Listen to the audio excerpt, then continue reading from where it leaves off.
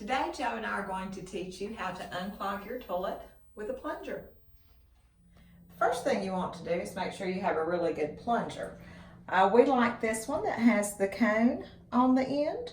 Over the years, we found that this is going to give you the best seal in the bottom of your toilet. So we're just going to go ahead and insert this part into the hole down here, just like this. Now that we have our plunger in place, and you'll know it's in place because you can't see this hole here. So you want your plunger to cover the hole and make sure you can't see it.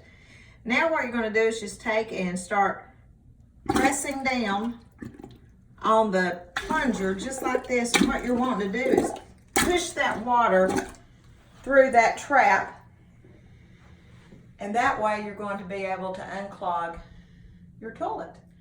If you have flushed your toilet and the bowl is about to overflow, what you'll want to do is reach in here and shut the flapper down, and that will help the bowl not to overflow so quickly.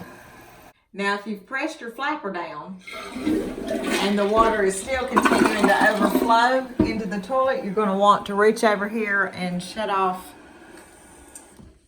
your emergency stop, and that way the toilet will stop running.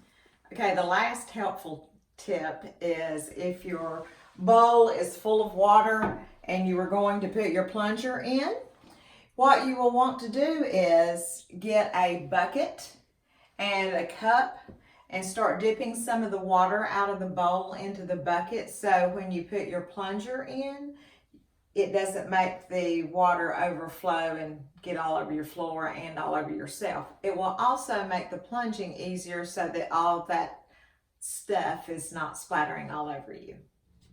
If you found this video helpful, please be sure to give us a thumbs up, share, and subscribe. Thank you so much for watching.